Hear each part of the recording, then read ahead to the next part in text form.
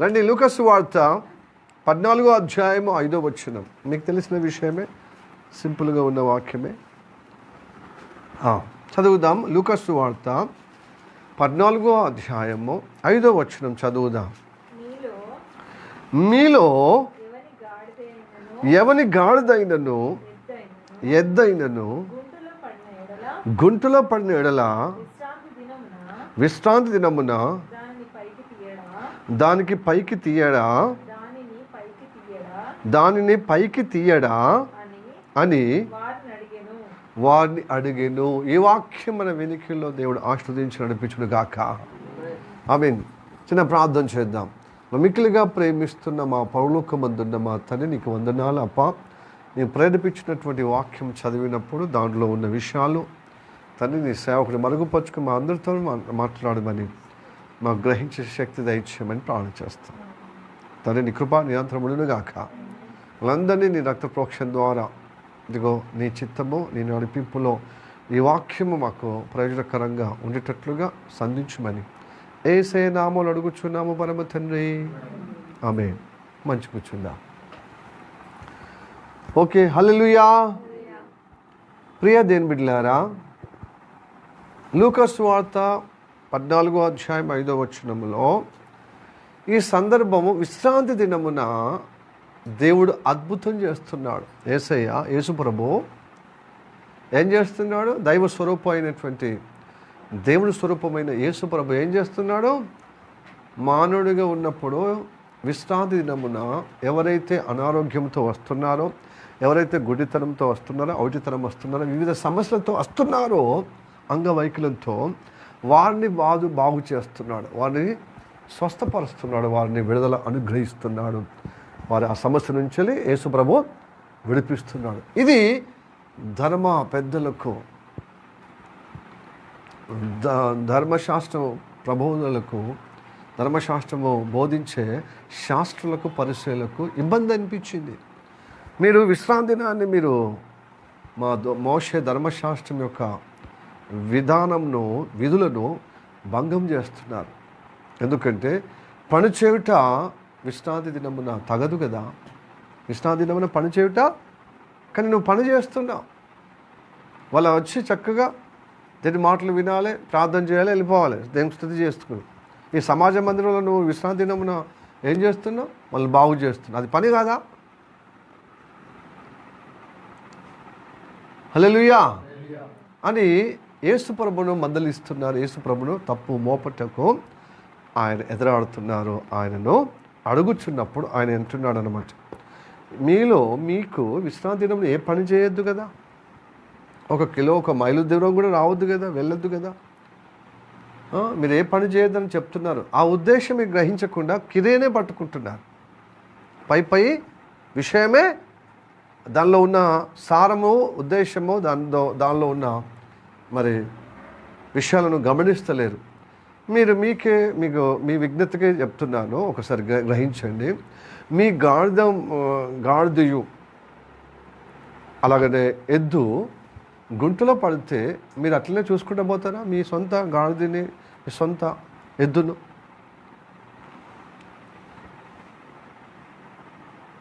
ఏ గాడిదమ్మను చూసినా, నీ సొంత గాడిదమ్మను అంటే గాడిదని చూసినా, ఎద్దును నీ సొంతది గుంటలో పడితే అట్లే వెళ్ళిపోతారా? విశ్రాంతి దినమున పాటిస్తారా? లేదు కదా. అది అపాయంలో ఉన్నప్పుడు మీరు గట్టికి ఎక్కించి పైకి లేవనెత్తి దాన్ని సురక్షితమైన ప్రాంతంలో కట్టేసి వెళ్తారు కదా. నేను అదే చేస్తున్నాను. వీళ్ళు సమస్యలైన గుంటలో పడిపోయారు. వీరుకున్నటువంటి అనారోగ్యములో గుంటలో అవస్థ అవుతున్నారు, గుంటలో పడే అవస్థలా ఉన్నారు. కాబట్టి నేను విడుదల ఇస్తున్నాను. దానికి నా మీద కోపం ఇస్తున్నానని, నేను మీ ధర్మశాస్త్రం నేను ఉల్లంఘించినట్టుగా చేస్తున్నానని వాపోతున్నాడు వాళ్ళకు. ప్రియ దేని బిడ్డలారా, ఇది ధర్మశాస్త్రంలో కూడా ఉందన్నమాట. మోషే రాసిన ఆ పంచగ్రంథాల్లో ఆ యొక్క పంచటుక్ అంటారు కదా, పెంటటుక్ అంటారు కదా, ఆ పంచగ్రంథాల్లో వాక్యం కూడా ఉందని ఎత్తి చూపిస్తున్నాడు. ఈ వాక్య సారము ఆనాడు యేసయ్య ధర్మశాస్త్రంలో ఉన్నదే ఎత్తి చూపిస్తున్నాడు. చదువుదామా? ద్వితోపదేశ కాండము 22వ అధ్యాయం 4వ వచనం.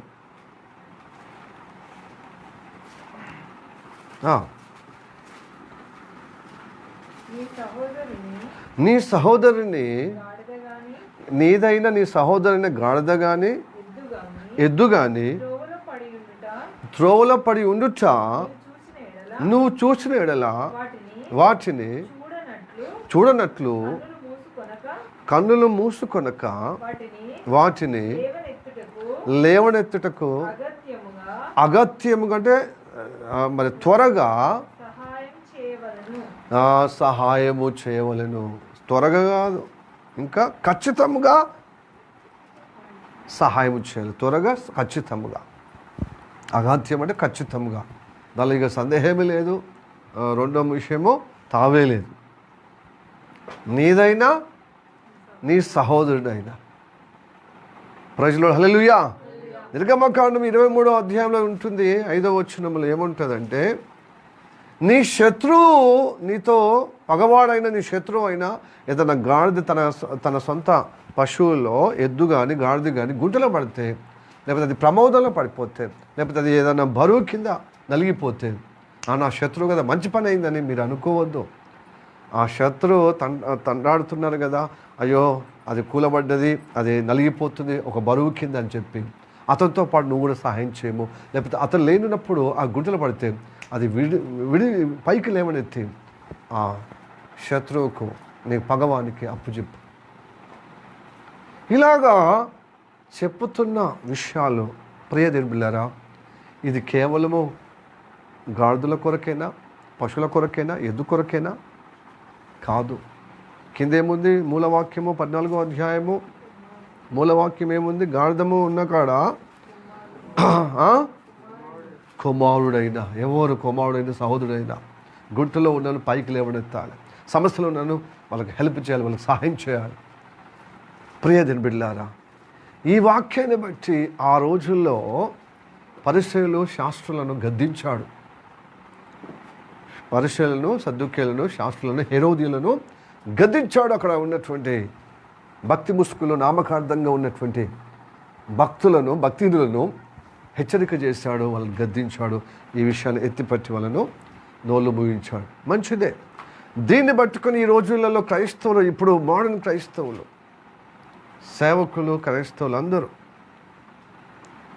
ఆదివారము దేవుడి సముఖంలో వచ్చినప్పుడు ఎవరైనా ప్రమాదశాస్తు యాక్సిడెంట్ అయినా, అనారోగ్యమైనా, లేకపోతే ఉన్నట్లుండి ప్రార్థనకు వచ్చే సమయంలో ఉన్నట్లుండి నీకు తెలిసిన వారు, సంఘస్థులు, ఇంకెవరైనా ప్రమాదంలో ఉన్నారంటే మనం పోయి సహాయం చేయాలి. ఆ రోజు ఆదివారం పోతుంది.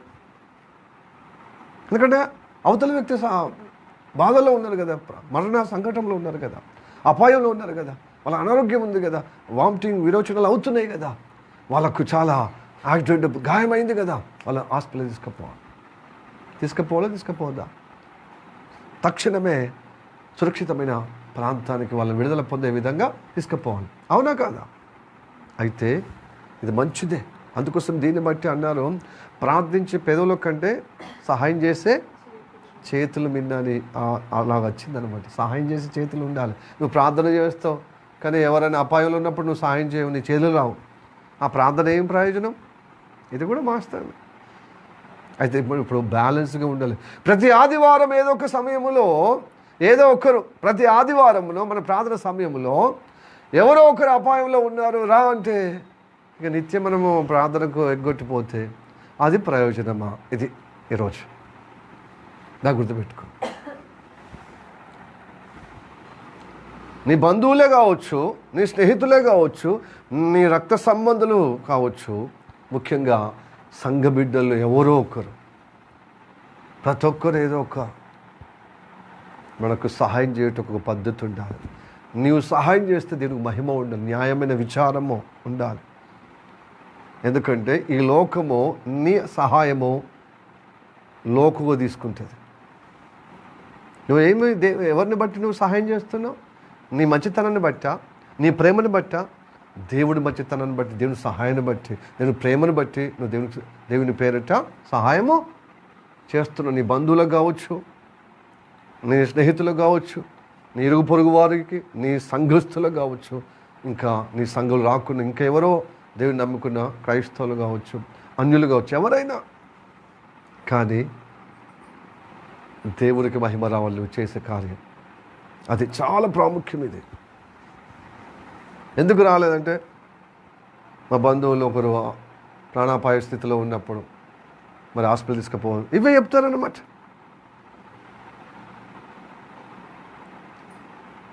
అవునా కాదా? ప్రార్థన ఎందుకు రాలే? గృహకూడిక ఇది చెప్తా. 1, 2 సరే, నువ్వు వాళ్ళని తీసుకుపోతున్నావు కదా, నువ్వు మహిమార్థంగా చేస్తున్నావు కదా, కానీ 3వసారి 4వసారి చేస్తే ఆ వ్యక్తులే పరిష్కారానికి రారు, కానీ అపాయం ఉన్నప్పుడు పిలుస్తారు మనల్ని. నువ్వు చేస్తే దేవునికి మహిమ ఉంటుందండి చెప్పు. అది మహిమ ఉండకపోగా నీకు కూడా అపాయం వస్తుంది. వాళ్ళ యొక్క సంకటము నీకు భక్తిని తీసుకొస్తుంది, దేవుళ్ళు గడపకుండా పరిస్థితి తీసుకొస్తుంది. కాబట్టి మనం సహాయం చేస్తే దీనికి మహిమ రావాలి. Hallelujah, praise the Lord, praise the Lord, hallelujah. ఏమైనా అర్థమవుతుందా నేను చెప్పేది? సహాయం చేయొద్దంటలేదు. నేను ఇలా చెప్తే కొంతమందికి రివర్స్ గేర్ వస్తుంది, రివర్స్ అర్థమవుతుంది. సహాయం చేయాలి, మన దేవుడు సహాయం చేయమన్నాడు కదా, అలా సహాయం చేయాలి. ఎందుకంటే దేవుడు చెప్పాడు, గుంటలో పడితే మీ గాడిద బొమ్మను కానీ మీ ఎద్దును చేయరా? ఆ గాడిది కింద ఏమున్నది? బాటంలో కుమారులు, అంటే మనుషులు. హల్లెలూయా. అసలు మత్తయి వార్తలు అయితే ఏమన్నాడంటే, గొర్రె గుడ్డలో పడిపోతే నువ్వు పైకి లేవనెత్తావా? ఓ గొర్రెను సైతం నువ్వు పైకి లేవనెత్తే గొర్రె కంటే శ్రేష్ఠ మనుషుడు కాదా? మరి మనుషుడికి సాయం చేయొద్దా అంటాడు. చదవండి మత్తయి సువార్త 12వ అధ్యాయం 11వ వచనం, 11, 12. మత్తయి సువార్త 12వ అధ్యాయము 12. అందుకాయన మీలో ఏ మనిషినికైనాను ఓ గొర్రెయుండి అది విశ్రాంతి దినమున గుంటలో పడిన ఎడల దాన్ని పట్టుకొని పైకి తీయడా? గొర్రెల కంటే మనుషులు ఎంతో శ్రేష్ఠుడు. జంతువులకి నువ్వు అలా చేస్తున్నప్పుడు, పశువులకి అలా చేసినప్పుడు, పశువు కంటే గొప్ప శ్రేష్ఠుడు కదా మనిషి. నేను పోలిక, నీ రూపము, దేవుని వ్యక్తిత్వం కలిగి నువ్వు రూపించబడ్డావు కదా. కాబట్టి విశ్రాంతి దినమున మేలు చేయుట ధర్మం అని చెప్పి, హల్లెలూయా. విశ్రాంతి దినమున మేలు చేయాలి. ఎలా చేయాలంటే దేవుల్లో స్థిరపరచబడే విధంగా మేలు చేయాలి. నీ మంచితనం నీవు మంచోడా అని నిరూపించుకోవటానికి కాదు, ఇతరులకు సాయం చేయడం. ఎందుకంటే ఆదివారం కానీ గృహకూడికలు కానీ ఇలాంటి అపాయకరమైన పరిస్థితి వచ్చినప్పుడు నువ్వు సహాయం చెయ్యు. 1 రోజు పోతావు, 2 రోజులు పోతావు, నిత్యము అట్లనే నువ్వు సాకులు చెప్పి ప్రార్థనకు, సావాసానికి, ఆదివారం ఆరాధనకు దూరం అయితే అది నీకు నష్టం సహోదరుడా. ఎప్పుడు కానీ ఆచారానికి భక్తి కావద్దు. ఇదిగో ఈ వాక్యం నీకు అనుకూలమైన వాక్యాలు చూపెట్టడంతో అప్పుడు ఇలా చెప్పాడు. ఈ వాక్యానికి నీ ఆత్మీయ జీవితము కృంగదీసే విధంగా, నువ్వు ఘోరమైన ప్రమాదంలో పడిపోయే విధంగా. మరి లోకమంతా నీ బంధువులే. ఒక పాట ఉన్నది కదా, అపాయకరమంలో మరణ సమయంలో పాడతారు. ఇది అంటే సెక్యులర్ పాట, ఇది సినిమా పాట. జనమంతా నా కుటుంబం కానీ నేను ఏకాకి. సమస్య వచ్చినప్పుడు ఏంటిది?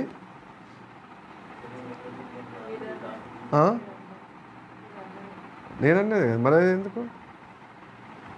సమస్య వచ్చినప్పుడు నువ్వే మిగిలిపోతావు, కానీ ఎవరైనా ఆపద వచ్చినప్పుడు మొత్తం నాదే అని చెప్పి, జగమంత కుటుంబం అని చెప్పి అందరికీ నువ్వు సహాయం చేస్తే మరి నీ జీవితం నిలబడద్దా? ఫస్ట్ నువ్వు నిలబడుతూ ఇంకో నిలబెట్టాలి కదా.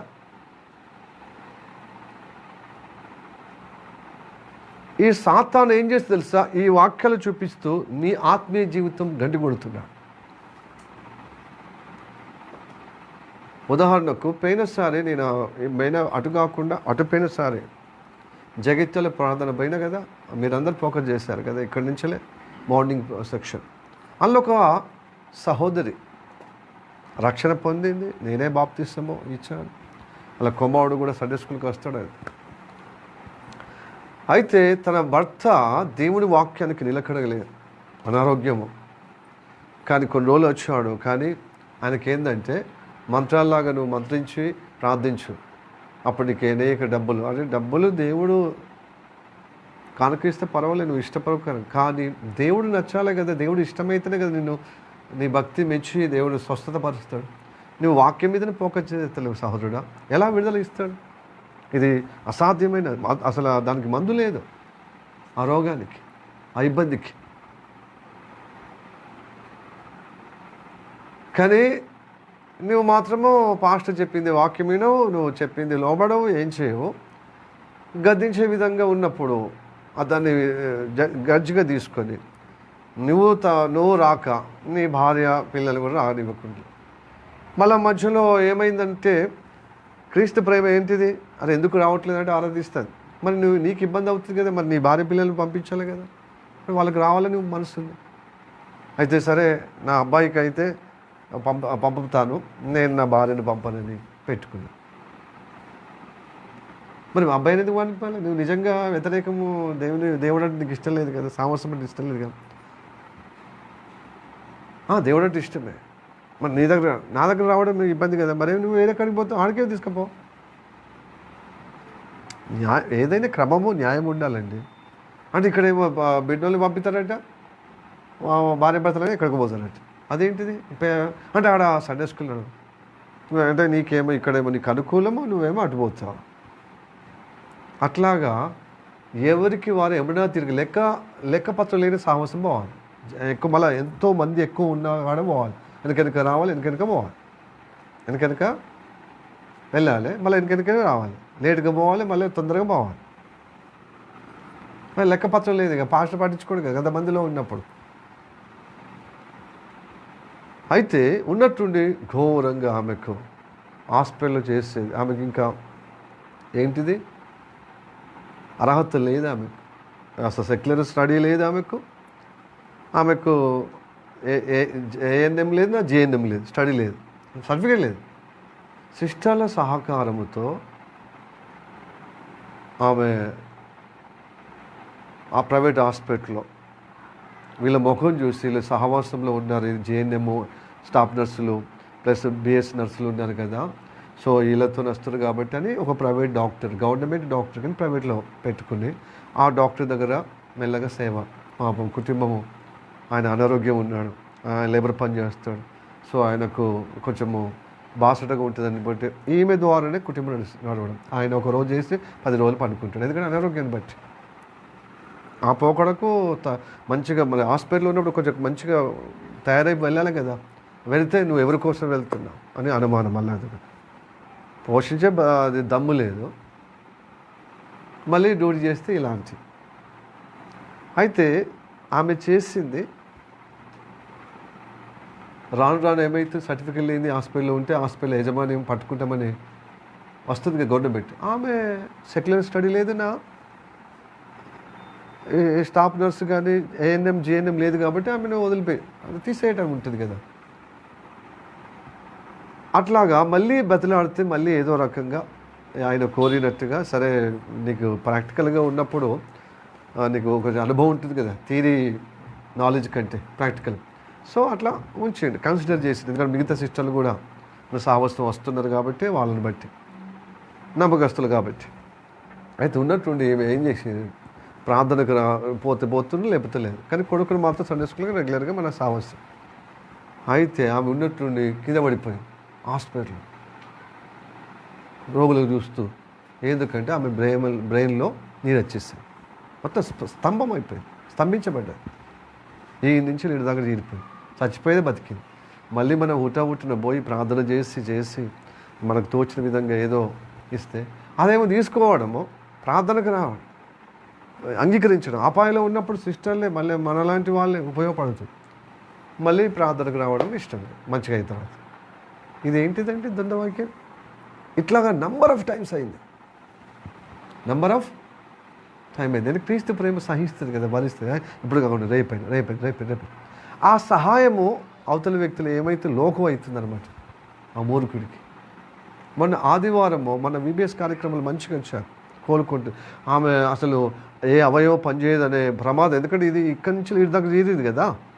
మైండ్ అన్నా పనిచేయదు, స్పర్శ అన్న పనిచేయదు, మాట అన్న రాదు, లేకపోతే చెవులిని రావు, దృష్టి కోల్పోవడం ఇలాగ ఉంటుంది. ఆమెకి ఏం కాలే కానీ చదువు మరుగుగొలిపే విధంగా మర్చిపోయింది, మాట రాకుండా అయిపోయింది. అంత ప్రమాదం, చచ్చిపోయింది, బతికింది కదా. ప్రార్థన చేసి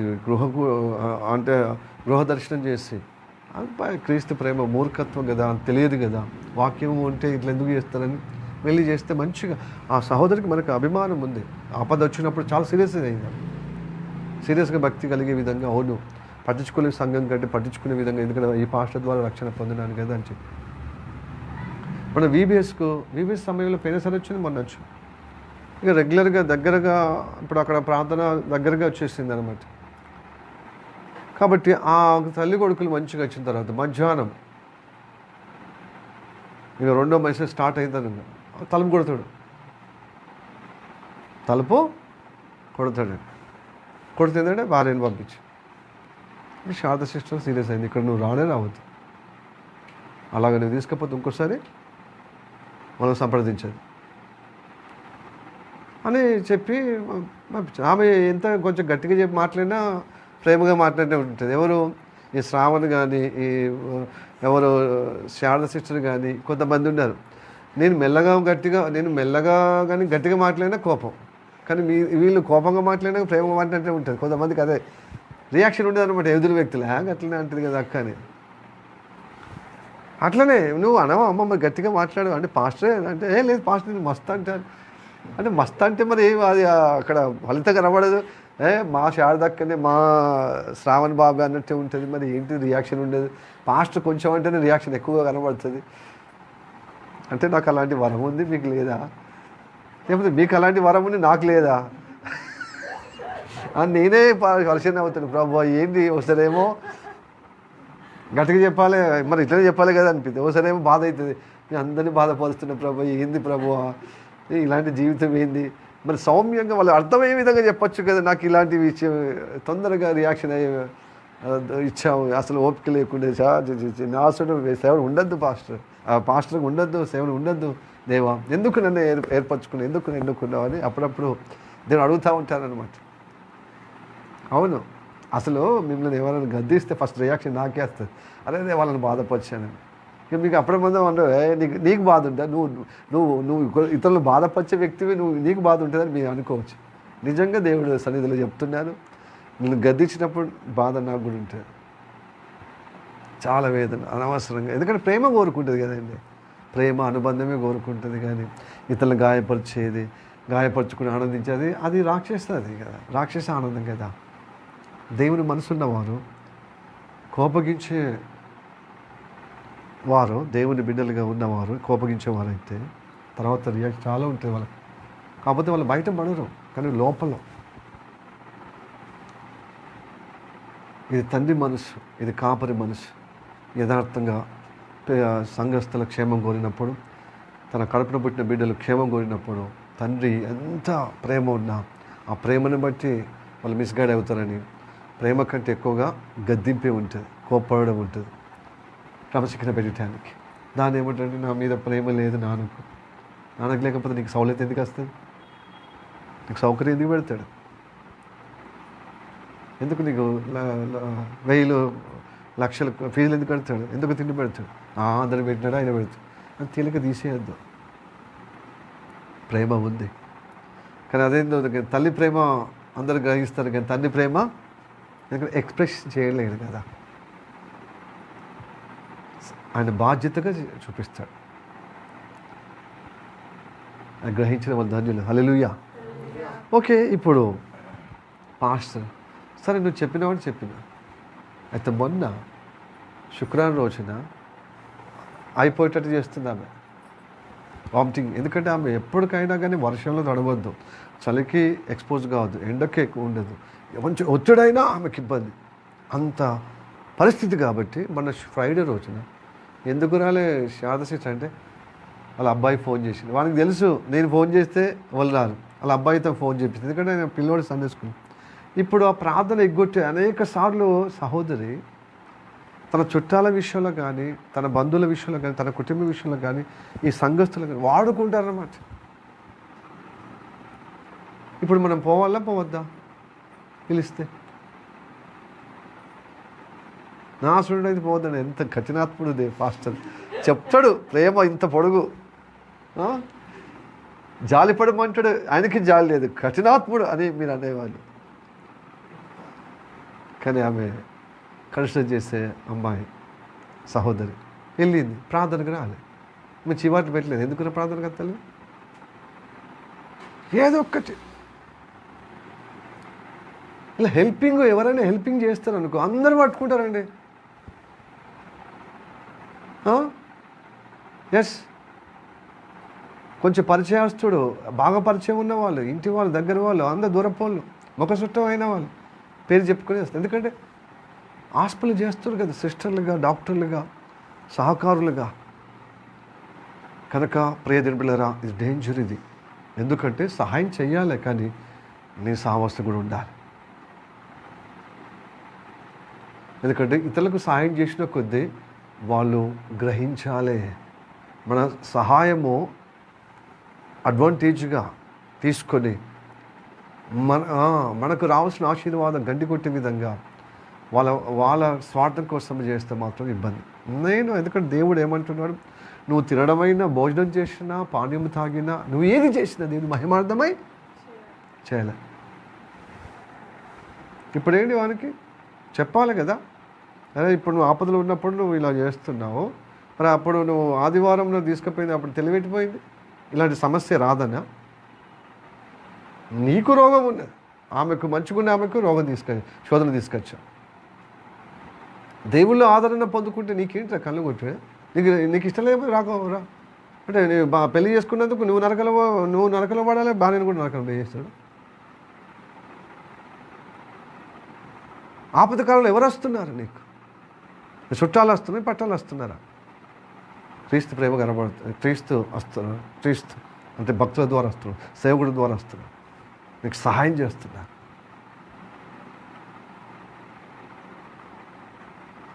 ప్రియదేవుని బిడ్డలారా, అలాంటి వాళ్ళని ప్రార్థనకు తీసుకురావాలి, లేకపోతే అయిపోయిన తర్వాత పోవాలి. ఎందుకు?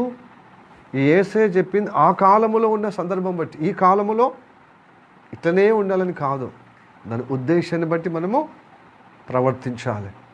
హల్లెలూయా, ప్రైజ్ ది లార్డ్. ఉదాహరణకు మత్తయి సువార్త 5వ అధ్యాయం 41 అనుకుంటా, 40-41లో ఇట్లా ఉంటుంది. ఒకడు 1 మైలు రమ్మంటే అతనికి 2 మైళ్ళు వెళ్ళాలంటున్నాడు. ఇప్పుడు ఈ వార్త అందరికీ తెలిసిందనుకో. అన్న ఈరోజు నువ్వు మొన్న ఆయనకు వచ్చినావు కదా, ఈరోజు నాకు రా, మొన్న పలానా వ్యక్తికి నిన్న ఇంటి పక్కనికి ఇప్పుడు ఇంటి ఎదురుగా నేను వెళ్తున్నా, ఇప్పుడు రా అని ప్రతి ఒక్కడు వచ్చి నేను 1 కిలోమీటర్ రమ్మంటే 2 కిలోమీటర్ రావాలి అని చెప్పి ఊరంతా ఎత్తే వాడు ఉంటాడా? నీడి అవసరత నిజంగా అతనితో నేను 1 మైలు పోవాల్సిన వ్యక్తిని 2 మైలు నిజంగా నేను వెళ్తే క్షేమమా, జ్ఞానముతో ప్రవర్తించాలి. ఇలాంటి వాక్యాలు చూపించుకో, దేవుడు ఇది చూపించుడు కదా అని చెప్పొద్దు.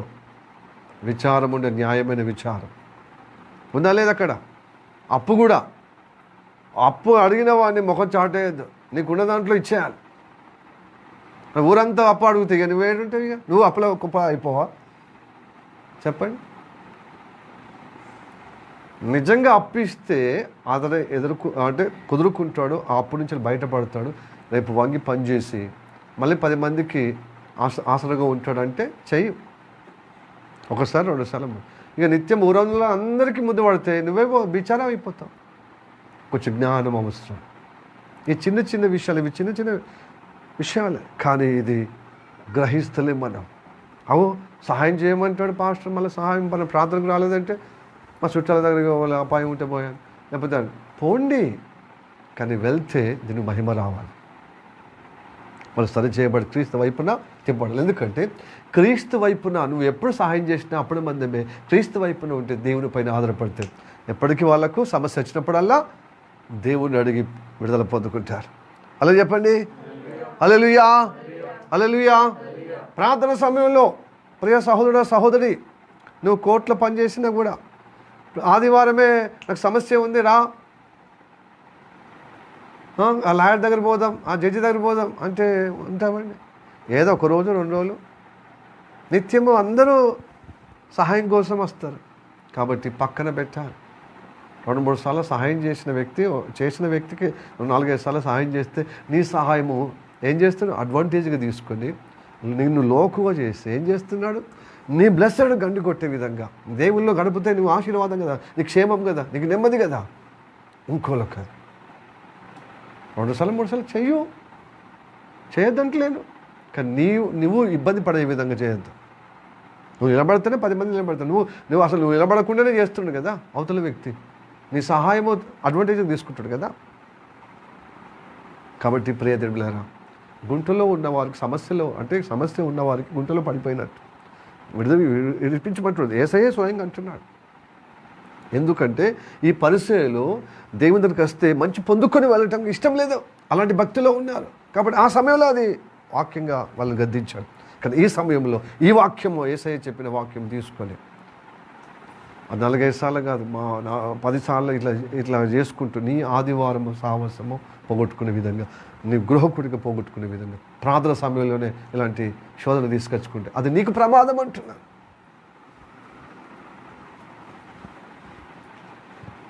ఎందుకంటే మనుషులు చెప్తే వినరు, కానీ సహాయము మాత్రం కావాలి.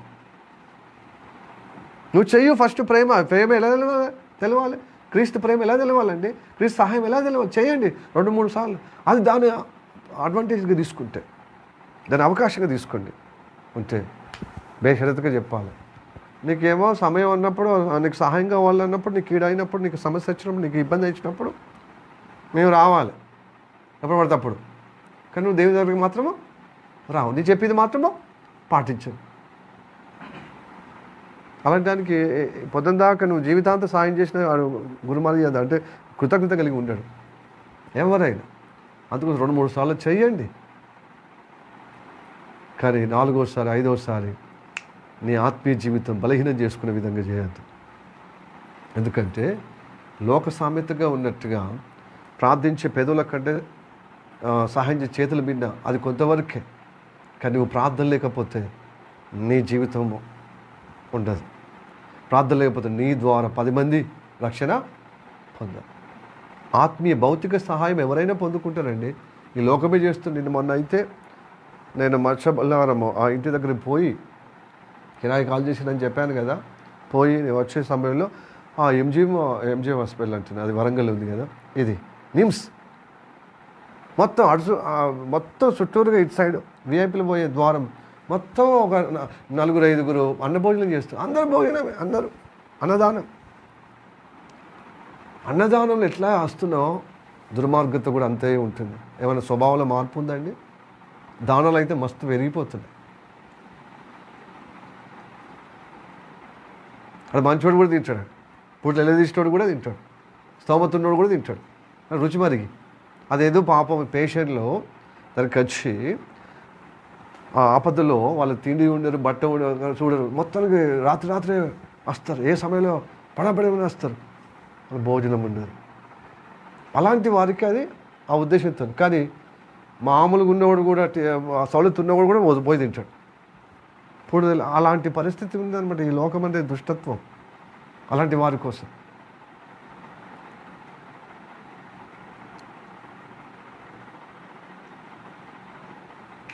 కాబట్టి దాన ధర్మాలు విస్తరించబడుతున్నాయి, మనకంటే అన్యులు చేస్తున్నారు. బట్ ధన్యులకు తెలిసిన విషయం ఏంటంటే 2-3 సార్లు చేయండి సహాయము, దానము. కానీ అది లోకుగా ఎదుటి వ్యక్తి తీసుకునే విధంగా చేస్తే దేవుడు లెక్క అడుగుతాడు. నువ్వు సహాయం చేసిన సంబరపడిపోయి దేవుడికి దూరం అయ్యే విధంగా దేవుని సహవాసం దూరం అయితే అది ఆ సహాయము నీకు ఆశీర్వాదం కంటే ఉరి వస్తుంది అని అర్థమైందండి.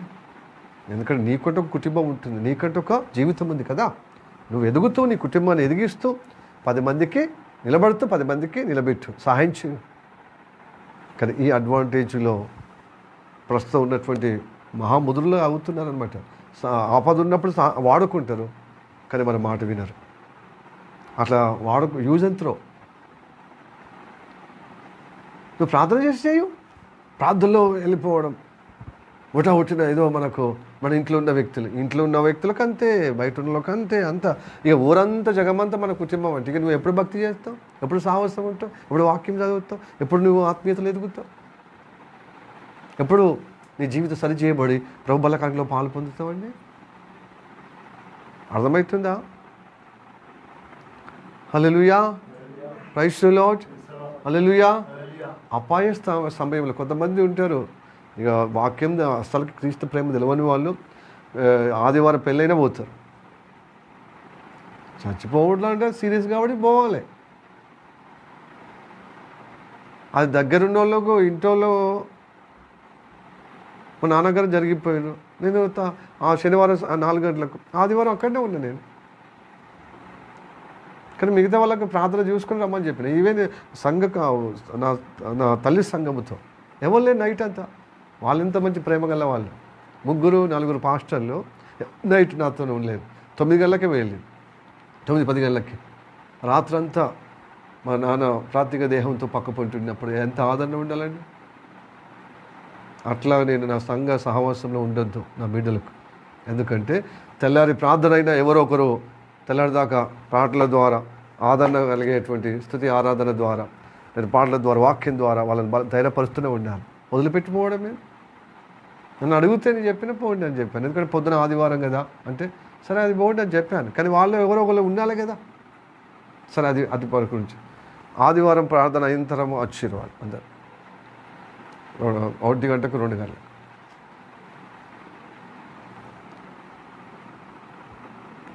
ఎందుకంటే నేను చేస్తున్నా కానీ నేను చెప్తున్నా ఆపద సమయంలో రావాలి. కానీ నేనేమన్నాను, వాళ్ళు నన్ను అడిగినప్పుడు నేను ఏం చేస్తాను?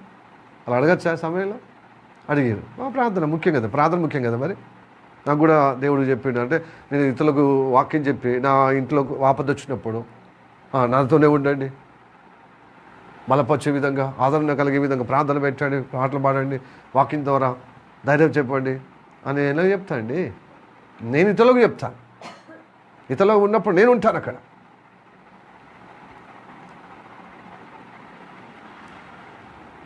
కానీ నేను సంఘ కాపరి చెప్తూ ఆదివారం మధ్యాహ్నం వచ్చాను. అప్పుడు సాయంత్రం వరకు ఆ కార్యక్రమం అయింది.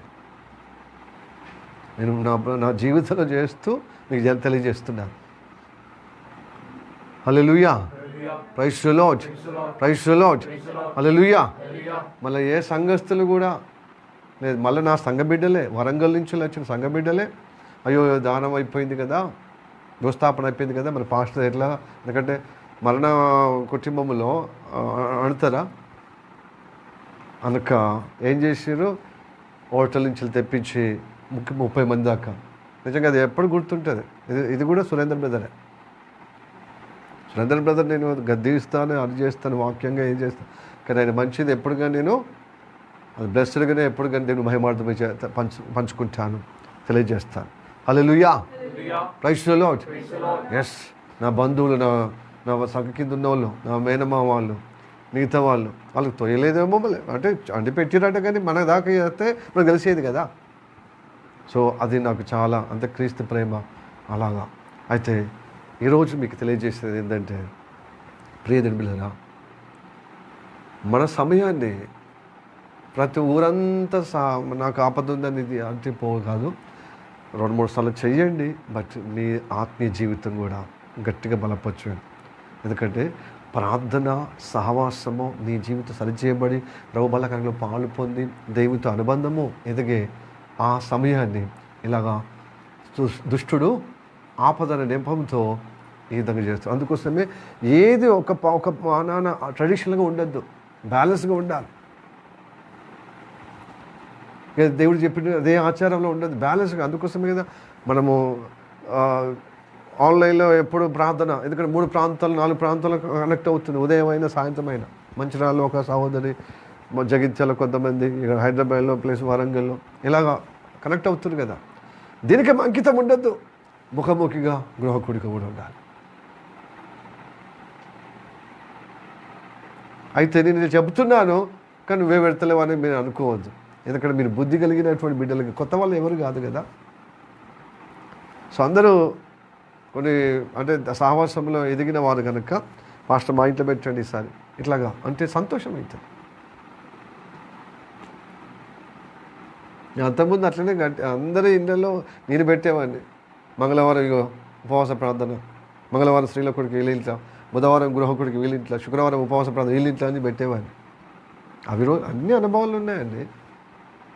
తర్వాత చాయిస్ ఇచ్చేవాడిని, ఎవరింట్లో ప్రార్థన ఉపవాస ప్రార్థన, గృహకుడిక ఫాస్టింగ్ ప్రేయర్ అంటే వాళ్ళు చేతులు ఎత్తే వాళ్ళతో నేను పెట్టేవాడిని. సో ఇప్పుడు కరోనా నేపథ్యంలో, కరోనా వైరస్ నేపథ్యంలో మనము ఆన్లైన్లో సో ఇదే మోసంలో ఉండకూడదు. గృహకుడికలు కూడా పెట్టుకోవాలి నేరుగా. అయితే గృహకుడికలు నేరుగా పెట్టుకుంటే మళ్ళీ జగిత్యాల్లో, వరంగల్లో, మరి వరంగల్ పెడితే హైదరాబాద్లో ఇట్లాగా ఒకవైపే ఉంటుంది కాబట్టి మిగతా వారందరూ బిజీ. ఎవరి బిడ్డలందరూ బిజీ, వాళ్ళు చదువుకుంటూ ట్యూషన్లు ఉంటున్నారు, ప్లస్ మళ్ళీ జాబ్ చేస్తున్నారు. కాబట్టి యవనస్తులు ఎవరు కూడా పాస్టర్కు బాసటగా ఉండి పరిచారకులుగా ఉన్నటువంటి ఇద్దరు బిడ్డలు కూడా వాళ్ళు కూడా బిజీ కాబట్టి ఏం చేస్తుడు ఆన్లైన్లో పద్ధతిగా మొత్తము అందరు కవర్ అవుతారని ఈ మూసలో ఉండకూడదు. నేరుగా కూడా గృహకుడుగా పెట్టుకొని నేరుగా ఉపవాస ప్రార్థన. ఈ క్రమములో మనం దేవుళ్ళు ఎదగాలి, దేవుని యొక్క సంకల్పం నెరవేర్చబడాలి మన జీవితం ద్వారా.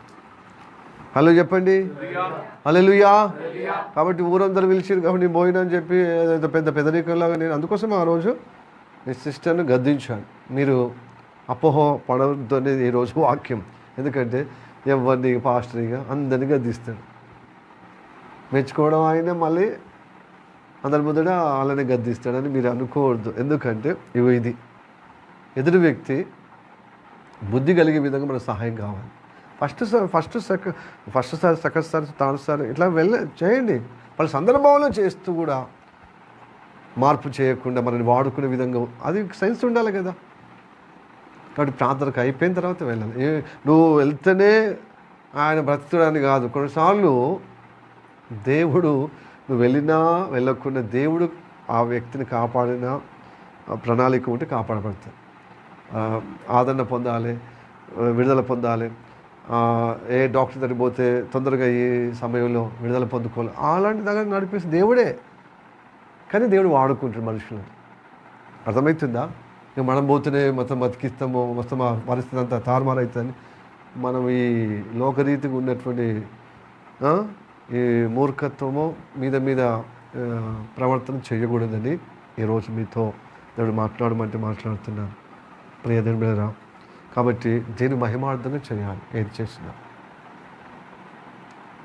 హలో చెప్పండి, హల్లెలూయా, ప్రైజ్ ది లార్డ్. కొన్నిసార్లు అవతటి వ్యక్తులు కూడా బుద్ధిహీనులు ఉంటే బుద్ధి కలిగే విధంగా వాళ్ళు క్రీస్తు ప్రేమను బట్టి వస్తున్నారు, ఇది అడ్వర్టైజ్ తీసుకొని క్రీస్తు ప్రేమను తోలనాడే విధంగా ఆయన సహాయము లోకుగా తీసుకుంటే వాళ్ళు దేవుడు బుద్ధి చెప్తాడని చెప్పి గ్రహించాలన్నమాట. కనీసం ఆ మూర్ఖుడు రాకుండా కానీ వాళ్ళని పంపిస్తాడు కదా. నాకు ఇలాగ అయితేనే ఇలాగ పరిస్థితి, మళ్ళీ పోయి వాళ్ళే దిక్కు అవుతున్నారు కదా. వాళ్ళే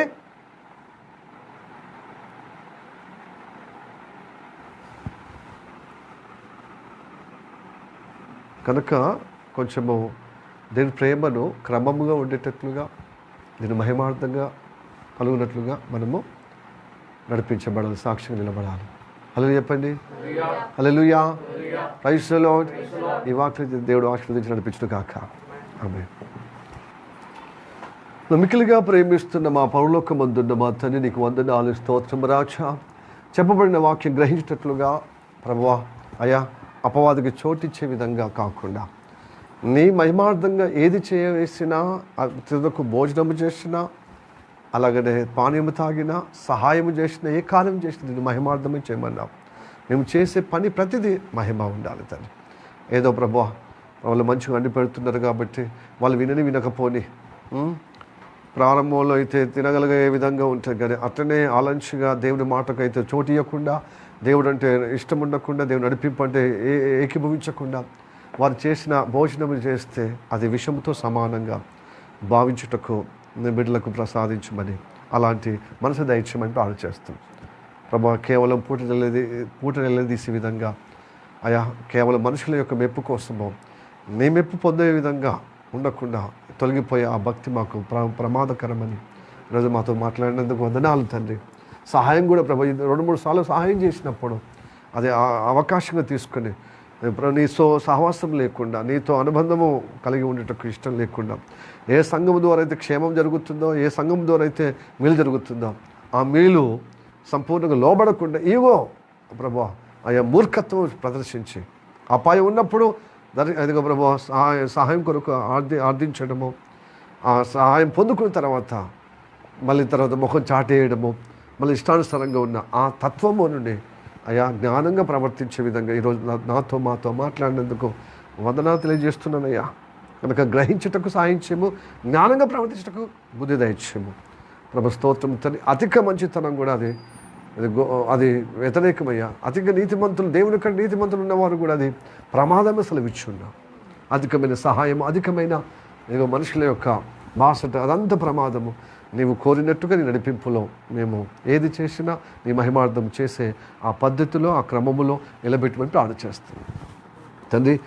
మేము ఏది చేసినా అది క్రీస్తు లోబడుటకు, క్రీస్తుకు స్థిరపరచబడుటకు, క్రీస్తులో పట్టబడుటకు, క్రీస్తులో నడిపించబడుటకు ఉండాలి తండ్రి. నడిపింపులో మేము ఉండాలి తండ్రి. నీ కృప నిరంతరం ఉండుగాక. అయితే ఇంటి వాళ్ళకైతే అది బాధ్యత అయ్యా ప్రభు. వాళ్ళు వినకుండా మేము చేయవలసిన బాధ్యత చేయాల్సింది, కానీ బయట వాళ్ళకైతే అది పద్ధతిగా అయా యోచన ప్రకారం చేసే విధంగా మాకు జ్ఞానం కలుగుటకే ఈరోజు మాట్లాడామని నమ్ముచున్నాం.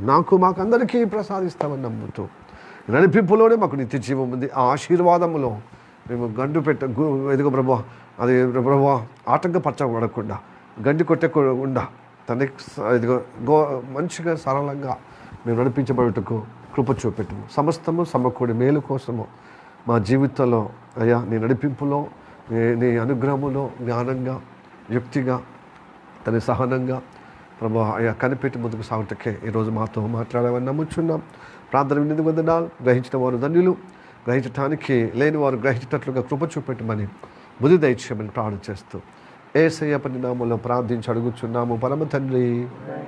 ఆమేన్, ఆమేన్, ఆమేన్. May the God bless you. Praise the Lord.